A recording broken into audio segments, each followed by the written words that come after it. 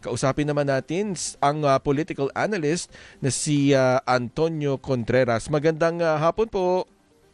Magandang hapon, Sandro.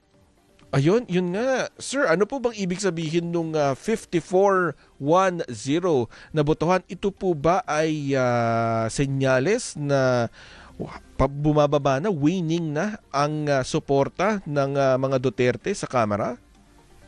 Well, hindi naman natin nasasabi agad sapagkat ang pinagbotohan lang naman ay sufficiency in substance, na may sustansya yung may ground, yung complaint na kailangan pang masusing imbestigahan.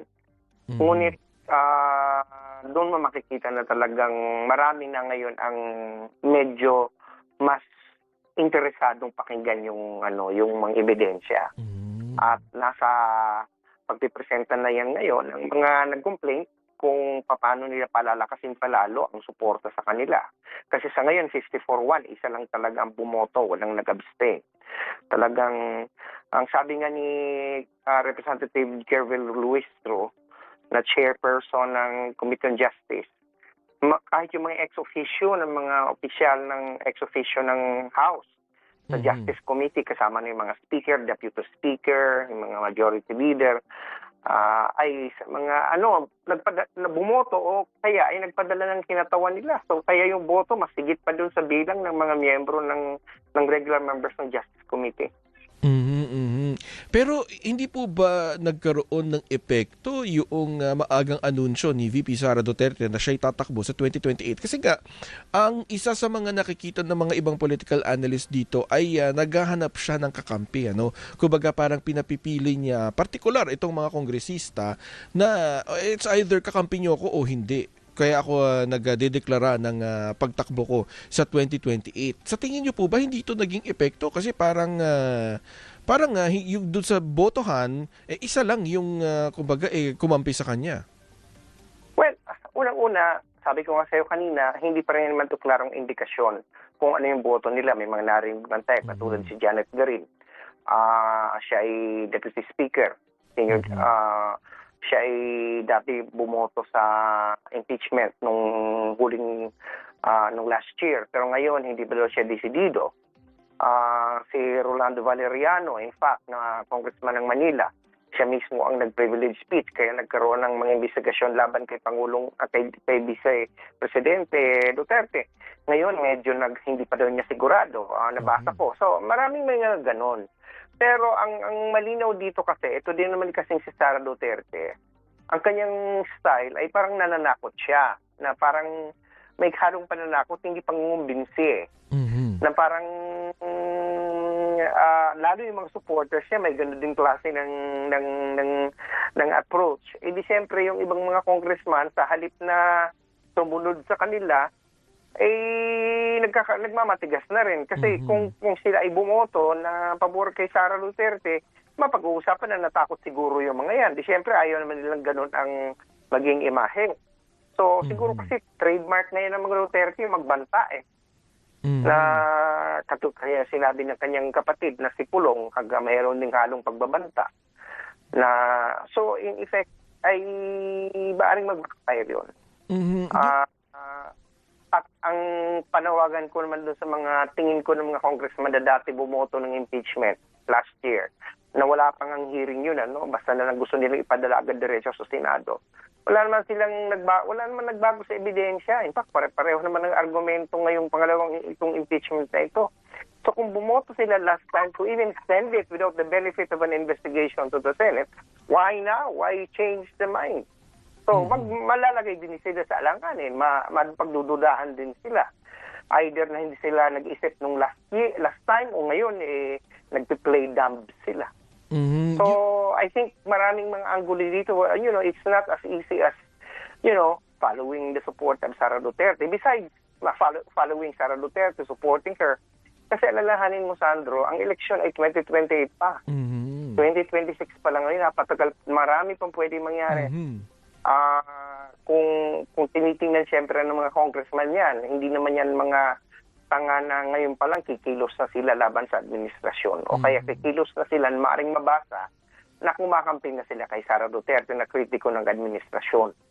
So, dalawa pang budget cycle ang pag-uusapan natin, yung General Appropriations Act ng 2027 at saka yung General Appropriation Act ng election year na 2028. So, kung ako yung congressman, magdadalawang isip ako na magpakita kaagad ng kartada ko ngayon pa lang. Pero yung pagbabago ng isip ng ilang mga kongresista na yun nga, di pa nga daw sila solved, di pa daw sila sigurado kung boboto sila ulit para nga magpatuloy at ma-transmit sa Senado itong panibagong impeachment complaint. Ano po yung indikasyon nito? Ano po ibig sabihin nito? Well, siguro, gawin ninyo, tanungin nyo yung mga congressman na nagaganyan, interview ka rin. Interview Valeriano. Kasi ako, pwede lang ako magkaroon ng kapantahan na maaaring hindi nga sila seryoso sa boto nila last time. Or ngayon, parang kahit alam nilang mali, may quid pro quo. I don't know. So mapagbibintangan sila ngayon na it's either last time nagpumilit sila, totoo sa talagang binayaran sila o hindi nila binasa yung impeachment, o ngayon naman pwede silang magbintangan na natatakot na kay Sara o kaya may binigay sa kanilang promise. Ang isa kasing ginagawa din ng mga congressman ngayon, sa tingin ko isang strategy din yan, yung bagang wala pa akong desisyon, so that parang pagsasabi na I'm available. Di ba? Parang pagsasabihin ko na yung kartada ko na I'm going to vote for or against, wala nang lalapit sa'yo. Hindi ba? Wala nang lalapit sa'yo. Pero pag sinabi mo nasa gitna ka, may lalapit sa'yo. Ibig sabihin may mag-o-offer sa'yo. Both sides. You know what I mean? So ibig sabihin para siyang estratehiya. Pinapatas mo yung presyo mo. Nagpapaligaw ka. Maring ganun. I think politics is like that. Siguro may gusto kang mahiling, may gusto kang, pwede mong sabihin yung mga, sige, buboto ako dyan, pero ganito, ha? O kaya buboto ako dito, pero ganito. So sa tingin ko, mga strategy din yan. Politika ito eh. Pero, so because, if they're going to be like, ang talagang po upfront na for example, si Bel Zamora, very young, very, very, remarkable member, I would say.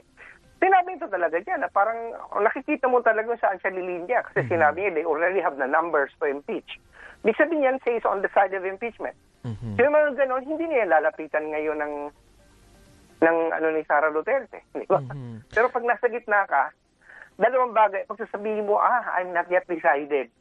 So, siyempre, kakausapin ka ngayon ng mga gustong ma-impeach si Sara. Ano bang pwede namin gawin sa'yo para bumutok sa amin? Pwede ka rin kausapin ng kabila. Ano bang pwedeng bigay sa'yo na ipangako sa'yo pag manalo ako? That's politics.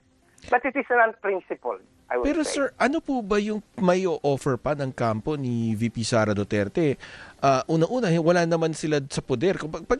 Vice President siya, pero ang pagtingin din naman kasi ng konstitusyon sa Vice President ay spare tire. Ano po yung may offer niya? Opo. But they can always offer another political career after 2028 if she wins. Diba?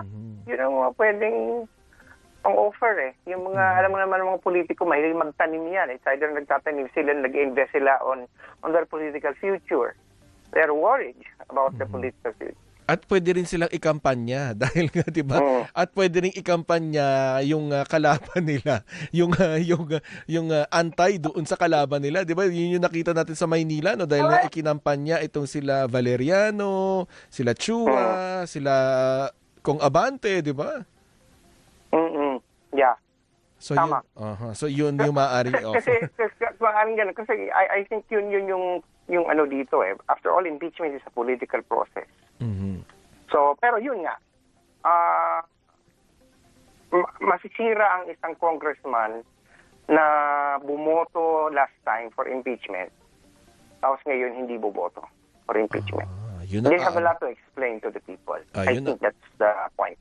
If they're going to do that, they might as well must as well increase the price so much that what they're going to have is much better than the loss of face and the ridicule that they're going to get. Kasi ang mga tao ngayon sa social media, madali ka nang masira eh. Imagine ako nga mismo sasabihin ko, what changed? Wala naman nagbago eh. Buti kung meron ng desisyon ng Korte Suprema on the merits. Ang desisyon naman ng Korte Suprema on technicality eh. Hindi naman talaga narinig yung ebidensya. Kung noong aaminin nila na hindi na binasa yung complaint kung pinadala nila sa Senado. Which is again, not good. Diba? Pumirma ka noon, tapos big mo sabihin, hindi mo binasa. sumunod ka lang dahil sinabi sa'yo ng speaker, di ba? Eh Hindi parang magandang sabi nga ng mga implement. Gen Z, is it worth it? Kasi kung hindi, di gawin mo na lang ulit. Kaya nga, kung ano sabi ko, Sandro, siguraduhin lang nila magiging price nila sa 2020 kung manalo si Sara is worth it. Kasi otherwise, kung gagawin nila yun tapos hindi pa rin si Sara manalo sa 2028, I don't know. That would be something. Ano naman But politicians can easily dance.